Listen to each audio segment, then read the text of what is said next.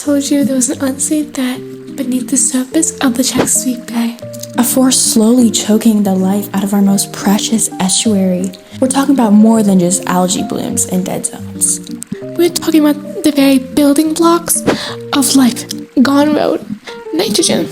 Too much of a good thing, becoming a calamity.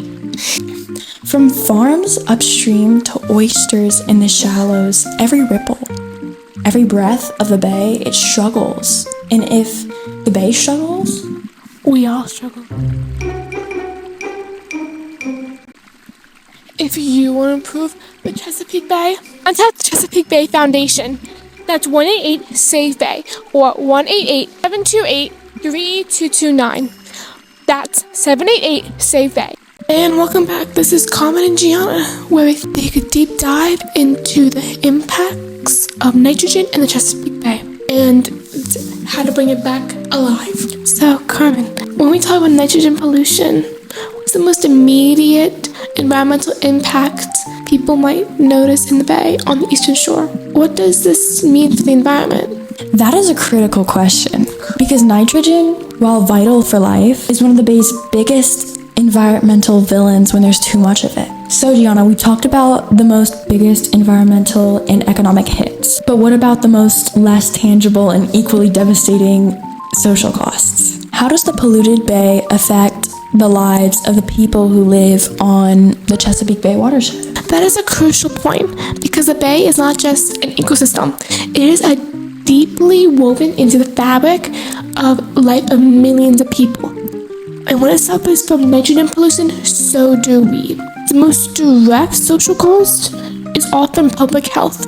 Excess nitrogen fuels harmful algae that can produce toxins. This leads to advisories against swimming or even makes seafood unable to eat, which is a huge concern for families. We have seen instances where people can get skin rashes, respiratory issues, or even stomach problems just from the contact of polluted water. Beyond health, think about recreational use and quality of life. Imagine living by the bay your whole life and hoping to take your kids swimming, crabbing, or even fishing. But then you encounter murky water, foul smells from decaying algae, or no swimming signs due to contamination. That is a direct loss of nature and can significantly diminish the quality of life for residents. For many, the bay is their backup or backyard, their playground, their escape, and that is being taken away. That's a really interesting way to put it. All of this human talk has me wonder about the animals whose home is the Chesapeake Bay. How is the excess nitrogen directly harming the animals that can call the bay their home, such as fish, crabs, oysters, or even birds? This is such a vital question, because animal life truly represents the health of the bay. And unfortunately, excess nitrogen creates a cascade of problems for them. First, let us talk about fish and crabs. As we discussed, when nitrogen fuels those huge algae blooms, and those blooms die and decompose, they suck all the oxygen out of the water, and that creates dead zones. For mobile creatures like fish and crabs, if they cannot escape their low oxygen area quickly, they will suffocate. We see fish kills, where thousands of fish float to the surface. Crabs try to walk out these zones, sometimes congregating in unhealthy clusters, making them vulnerable. If they cannot escape, they will die too. This dramatically impacts their populations and migration. Then there are oysters. These incredible filter feeders are the bay's natural purifiers, but they are incredibly vulnerable to the nitrogen pollution. Low oxygen levels in dead zones can kill them, like outright. Like, not just like the crabs and the fish. That's insane. That is insane. Yeah.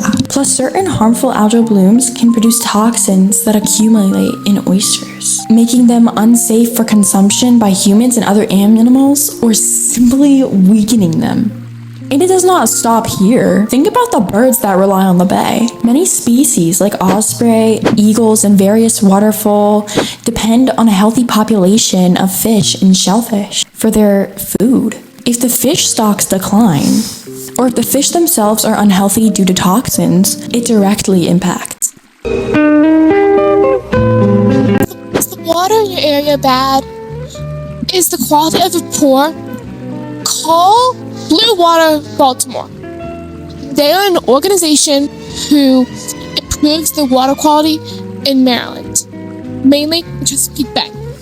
For more information, contact 410-254-577. We spent a lot of time trying to figure out the solution to the threat of excess nitrogen, and it is unfortunate for environmental, social, and economic costs. It is clear that the problem is big, coming from various sources like wastewater, urban runoff, and agriculture. But now let's shift our focus. Exactly, because identifying the problem is only the first step. Real change comes with solutions. Today, we want to zero in on significant areas where we can make sustainable differences. Reducing the use of pesticides that contain nitrogen. This is not about farming or chemicals. This is about making conscious choices that echo throughout the entire Chesapeake Bay watershed, mainly the eastern shore. But like any substantial change, it comes with its own set of trade-offs. Let us break down what those look like, starting with the environment. So, Gianna, we talk about reducing nitrogen-containing pesticides. What are the immediate environmental benefits we would expect to see in the bay? And conversely, what might be some of the potential environmental costs or challenges in implementing the solution? That's a great question, because the environment is all about healing. The benefits directly address what we said before, like reduced algae blooms. Less nitrogen blooms means less harmful food being affected. Additionally, shrinking dead zones with large algae dying and decomposing, oxygen levels in the water would naturally increase, allowing marine life to breathe. Excitingly, it also restores habitats, allowing sunlight to reach through clear water, which helps vital seagrass beds rebound. Seagrass beds look kind of like a nursery for crabs and fish. For us humans, it benefits us with clearer drinking water and healthier wildlife. Now, the environmental costs of the solution are often tied to the process of change rather than direct harm. This means that it would be an initial learning curve for farmers, meaning moving away from familiar nitrogen-based production and adapting to new, often more complex pest management strategies. There might be an initial period where farmers have to often figure out the most effective and environmentally friendly alternatives. For the future, if not managed precisely, some early shifts in agricultural practices could lead to temporary changes in crop yields, while new sustainable methods are established. However, this is often a short-term periods rather than a long-term problem. It sounds like a clear win for nature. But when we consider the social impact on peoples and communities, what are the benefits of reducing nitrogen pesticides that might contain in our experiences in our daily lives? Well, what about the social costs? How might this transition affect communities or individuals? The social effect is significant. Let us start with the benefits for people. For people, it means cleaner water and safer swimming, less risk of skin rashes, respiratory issues, and stomach problems from contaminated recreational waters. It also means safer seafood from a healthy bay, directly benefiting everybody's health. Imagine enjoying the bay again without no swimming advisories, foul smells, or concerns for your health. This means more opportunities for fishing, crabbing, boating, and simply enjoying the beauty of the bay. However, we also need to acknowledge the potential social costs during this transition. This could mean farmer adaptation and stress. During this period, farmers are vital to our food supply. Asking them to change long-standing practices can cause stress, anxiety, and require significant effort to practice new techniques. There could be potential temporary food price shifts in are short term. If there were initial challenges with supply of food or prices, rural communities tied to traditional farming might experience shifts in local economies as agricultural practices evolve, requiring community support for adaptation. Finally, let us talk about numbers. From an economic perspective, what are the clear benefits of reducing nitrogen-containing pesticides, especially for industries that rely on the bay? And what are the potential economic costs for investments that are needed to make this happen? Economically, this is a long-term investment that yields significant returns. Benefits are substantial. This means booming fisheries and tourism because of more fish, crabs, and oysters. This revitalizes commercial fishing and crabbing industries, creating jobs, increasing catches, and booming revenue. Similarly, a cleaner, more appealing bay that attracts more tourists. This can also mean increased property value, like waterfront properties and homes near healthy bay areas become more desirable and valuable. This also means new green economies, which spur economic growth. Investment in research for sustainable agricultural development of new biopesticides and the growth of business, creating new jobs and opportunities for people. Now, economic costs are often associated with initial investment in transition, including investment in new practices. Farmers may need to invest in new equipment and cover crops and precise technology. There is a financial outlay for education and cooperation.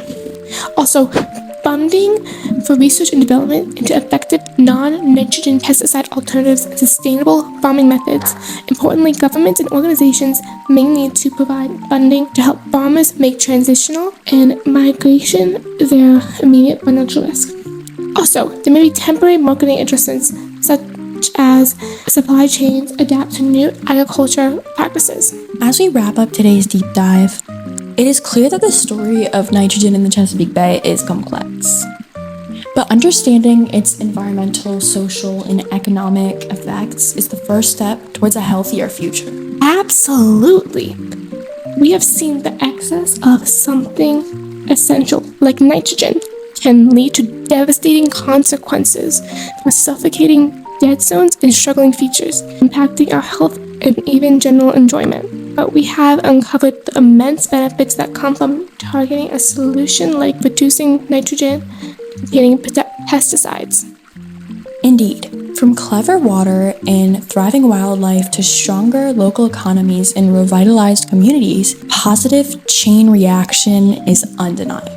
It is about action, informed choices, and recognizing that protecting our environment protects ourselves, our families, and our lives. Chesapeake Bay is a treasure, and its future health truly rests on our willingness to understand these issues and support sustainable practices. Well, that was a lot of nitrogen talk. Like, I seriously need a break. Maybe I'll just go for a swim in the bay.